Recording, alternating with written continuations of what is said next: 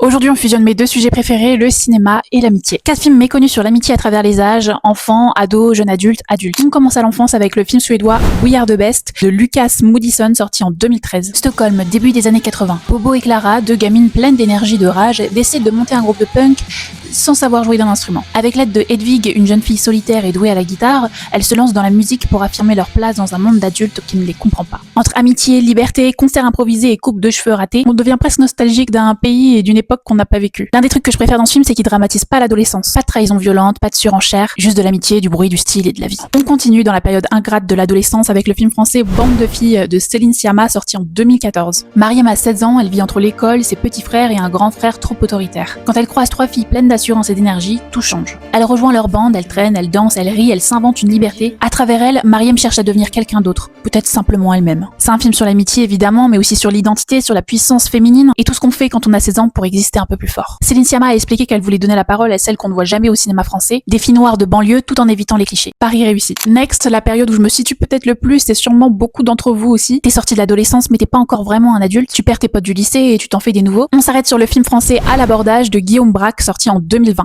Félix a un crush d'été. Elle part en vacances en Ardèche et il décide de la rejoindre sans prévenir. Il embarque Shérif, un pote un peu largué, et Édouard, un covoitureur snob et paumé. Les voilà tous les trois à l'abordage, dans une vieille voiture avec un plan bancal, un peu de soleil, beaucoup d'improvisation et surtout une vraie histoire d'amitié et de rencontre. Ça sent bon l'été, c'est le moment parfait pour le regarder. Et je vous conseille grandement la filmo de Guillaume Braque qui fait de l'amitié un sujet central dans quasi tous ses films. On termine avec mon chouchou de cette sélection, le buddy movie par excellence. Il est beaucoup trop inconnu à mon goût malgré sa qualité. Il s'agit de The Climb de Michael Angelo Covino, sorti en 2019. Kyle et Mike sont meilleurs amis pour la vie, jusqu'à ce que Mike lui balance qu'il a couché avec sa fiancée. Bon, là tu te dis fin de l'amitié. Non, pas du tout. Parce que ce film suit leur lien sur plusieurs années, malgré les trahisons, les silences gênants et les retrouvailles absurdes. C'est chaotique, tordu, gênant, je sais pas exactement si je veux d'une amitié comme ça, mais c'est tout le principe d'une amitié.